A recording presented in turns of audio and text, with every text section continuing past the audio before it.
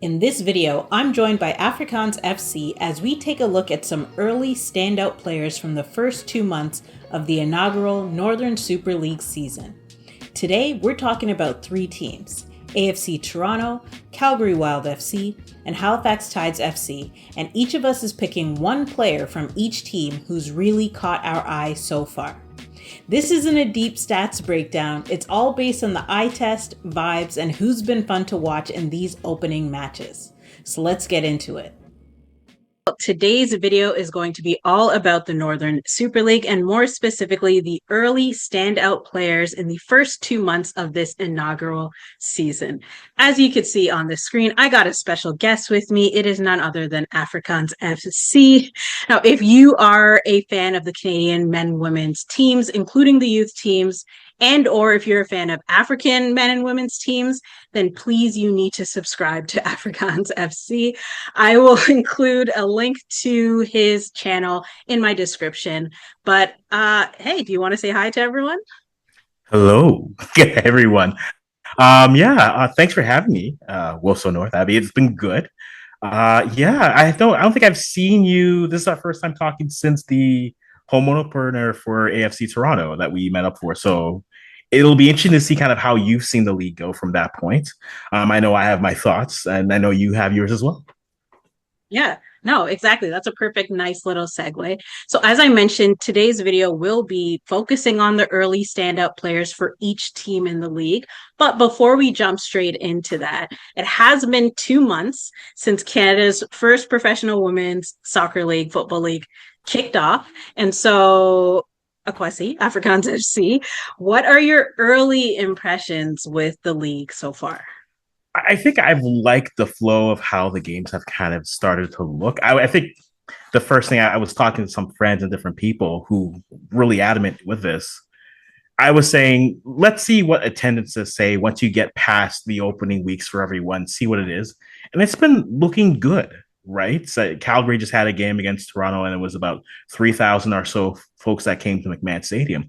And so it kind of continues to show that there's always that demand for it, right? It's something we've known with women's sports in Canada. There's always a demand for it, but can we make it sustainable? Can it work? I think the product on the field has been good. I was curious for little rule things like having the 8-second clock for goalkeepers. I think it has sped up the flow of the game. It's made you have to get yourself set, get moving, start thinking more instead of, no one's rolling around for 20 minutes once the ball is saved at the end of the game. So I've liked the product. It's a new league. So again, in different aspects, there's going to be players who stand out. There are going to be players who step up to the ability. But overall, I am very much satisfied and excited for what this league is doing and what it'll continue to do. Yeah, no, I feel the same way. Very happy with the I guess like the reception or the Mm. response from fans. We always knew like the opening weekends would probably draw the biggest crowd, Yeah. but it hasn't dropped so steeply that barely anyone's showing up. Like the crowds are still pretty good, which is really nice to see. I've just been so impressed with the competitiveness of the league and the parity. I think like if you're an NWSL fan, then you know that is sort of what is symbolic of the NWSL team is their parity across so many teams in the league. And I guess unsurprisingly, Canada's league is looking similar. Like it's not uncommon for a team to start the week in second and then end the week in fifth, which sadly has happened to Toronto many times. It But has. so I love the competitiveness in these early first few weeks. But the other thing that I've been really happy to see is these players. Mm. I have a confession to make. When this league was starting, I didn't know many players. They were announcing all of these new signings to the league, and to be honest, I knew about Quinn, Desiree Scott, Emma Regan, Aaron McLeod, um, and then the NWSL players like Jasmine Spencer, Maggie Doherty Howard, and like Victoria Pickett. Mm. That is pretty much it. I didn't know that much about any of the players, so I went into it with an open mind to discover who were going to be the players that stood out to Mm. me, that excited me, and that is what we're going to be talking about today: is these early standout players for each team. So yeah, let's get started.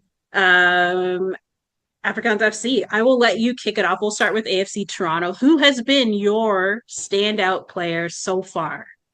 I mean, if you followed me on Twitter, you know that I am very much become a stand for this player. I've loved them from the youth levels. It's funny that you mentioned knowing the players. Like, again, I just knew the players who had played youth for Canada coming in, and I was trying to see which internationals would come in. But for me, for AFC Toronto, I mean, injuries has been the name of their season so far, with players coming in but not being able to play, unfortunately. But that's opened up opportunities for others. And for me, I was excited when she signed, but Nikayla Small to me is my player for AFC Toronto. There's a lot of other names that we could say. I'll leave those to you, but I think Nikayla Small has taken this opportunity to start, has looked great in any position they've put her in. She just scored a brace this past weekend, looking very good. And I think as a player, from a vibe standpoint, she's doing it, right? She's everything I thought she could be. She's continuing to develop. I think a national team call up is in her future at some point, but I've just liked how she's played. To me, she has been the one standout for the season. I know there's others you might shout out, but for me, Nikayla Small for AFC Toronto, that is my player. That is my stand. And so Nikayla Small for me is for AFC Toronto. Yeah, and I'm not surprised. Nikayla Small is one of the players that I hadn't heard of, but discovered from you. You were obsessing about Nikayla Small. And so I was very excited to see who this player was. And like, absolutely, if you hadn't named her, I would have absolutely named Nikayla Small as an early standout for all the reasons that you mentioned. She really can play all over the pitch. She's played in the center mid area. She's played on the wing. In the early parts of the season when Esther Okoronkwo was being taken off, Nikayla Small was being put up top. So she's got that flexibility on the pitch. She doesn't stop running. Like every game she goes to the full 90 and it'll be like the 88th, 89th minute, she's still going. She's still getting stuck in on tackles. It's incredible to see. Very important player to AFC Toronto. But of course, we have to name a second player. I have to name someone else who's been the early standout. There's been a few. Obviously, AFC Toronto is my team, so that is the team I watch the most. I've been impressed with so many players. I've been impressed with like Colby Barnett, Victoria Pickett, Kaylee Hunter, but the other name I will be naming for the early standout, I have to pick Esther Okoronkwo. She is for me like the prototypical back to net kind of forward, which I like. I kind of like that style. She turns her defenders well. She's very hard to get the ball off of. And I feel like she plays with such control. Like sometimes it looks like she's not really moving very fast, and yet the defenders can't get the ball off her. She is key to a lot of Toronto's attack. I think like her and Nikayla Small have been very key to Toronto's attack. She's got a wicked left foot. I'm a lefty, so I am a sucker for the lefties. And, you know, she's not afraid to launch it. And so I had to go with Esther Okoronkwo. I think like in these early parts of this season, every team needs that player up top that, you know, kind of you need a goal, or if you need a goal scoring opportunity, you can give it to this player and they can figure it out. And she doesn't just score, she's also setting up nice crosses. She's putting in passes. So for me, that's who I had to name. I had to go with Esther Okoronkwo. What do you think about how Esther's done? I think, again, Esther, you had injuries to Jade Kovacevic at the beginning of the year. So there was a hole at the 9. And like we said with AFC Toronto, she stepped in and has really done a good job. She had that brace early on in the season. I've loved what she is. And I like her, again, biased. I'm an African content creator sometimes. And so I see her, it's like, oh, the Nigerians are doing well. Good for them. Good for them. But it's interesting to see how she's able to flourish. And I wonder if how her success will translate now to opening the door for maybe some more of those international players, especially more of those African type players who are looking for more opportunities, maybe not in Europe. Maybe they're looking for a gateway to get to the NWSL, or maybe somewhere else. Maybe they see the NSL as a launchpad league, or maybe they just see it as, hey, I can do what I can. It's a great league. It's new. I can have an opportunity to really shine here. But again, she's taking advantage of her opportunity, and that's all you can ask for a player.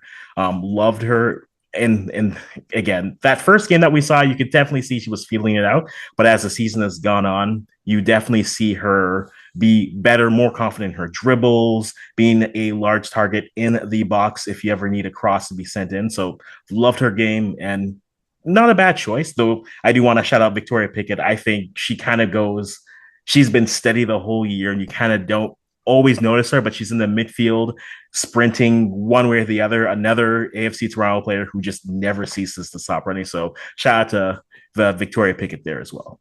So we'll move on to the next team, Calgary Wild FC. I will name the first player this time around. And I had to go with the Canadian, Sarita Thurton. Thurton. I hope I'm pronouncing it right. Yeah, no, she's been a really fun player to watch on the right wing. Again, not a player I knew. But when I looked her up and saw she was Canadian, I was very happy. I did a little fist pump. Very exciting on the right wing. She's direct. I love direct players, especially when they play on the wing. She doesn't mess around. When she gets it, she wants to go. She sends really good crosses in, but she also looks for her own shot. I think she had like a really nice shot in one of the games that went off, like drilled it off the post. And she influences a lot of Calgary's goal scoring opportunities. I noticed like a lot of the time it starts in the middle with Maggie Doherty Howard. She's looking to send the wingers, and they often do look to get it to Thurton. And she often makes things happen, whether maybe it doesn't always lead in a goal, but she's direct. Like I said, she gets crosses in, she sets up her teammates. And so I've really enjoyed watching her play. I think she's only like 24. She's not that old. So yeah, that's who I went with for Calgary. You are picking players off that U20 team from 2022. So I'm just like, hey, that is I watched that well. I was like, yes, I know these players. So and that was something I was excited for this league. It's a good shout for them. Again, Sierra has been playing very well. I feel like I'm doing a lot of content in between of all the chaos on those sides. For me, Calgary, there's actually two names I've kind of settled on. There's the easy one for me, which is Kaylee Johnston. For me, I think just the goal scoring for me, I've liked what she's been able to provide for Calgary, combining with Sierra in terms of what she's been able to do up front. The name, so she is my name, so Kaylee is my name. The name that I'm actually a little bit more intrigued with watching is a player, Miss Stewart. In her moments on the pitch, I've liked the energy that she provides. She's been very direct in terms of countering. She had a post against Vancouver where I was watching. I was like, this brings back memories of the U15. So for me, Kaylee is my shot. But then our twins, our Stewart twins, lovely. I'm looking to see how they kind of develop into as the season goes on. With the rosters being what they are, you do have to rotate a lot. You got to get players onto the pitch. So I'm curious to see how their season goes. But those are my choices for Calgary. And the Stewart twins don't represent Canada, which I was surprised to see. They're representing Wales. I don't know if there's still an opportunity to potentially switch back. There is a possibility, yes, because they've only played youth for Wales.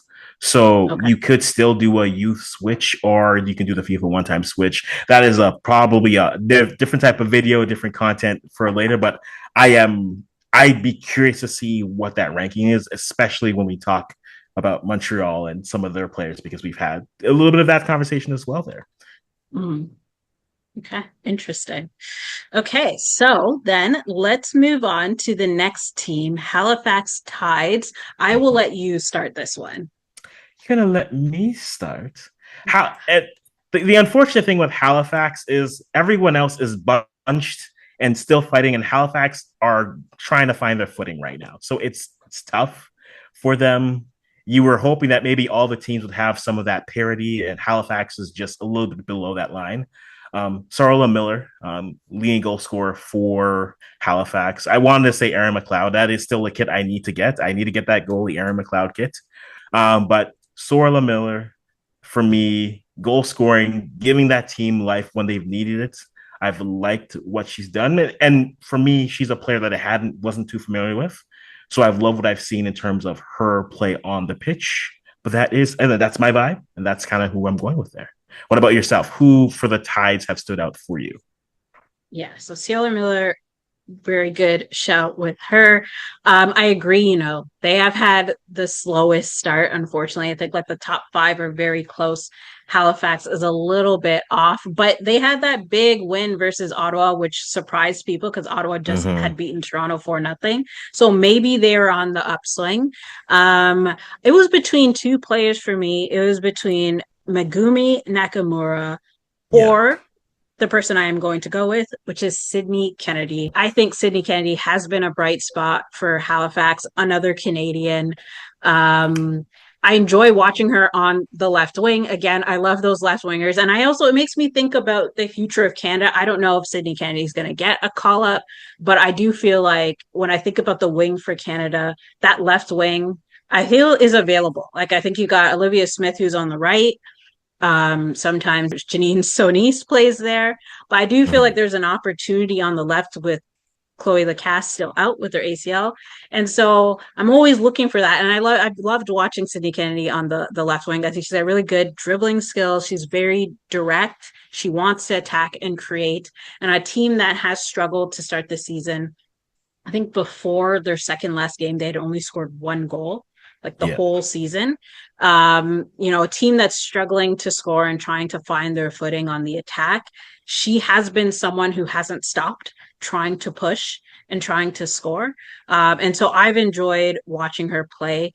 Halifax has also made a lot of changes. I was looking at their games and their lineups, and they've almost always changed their attack to start the season, but I feel like Sid Kennedy has been one of those players that have kind of consistently been out there.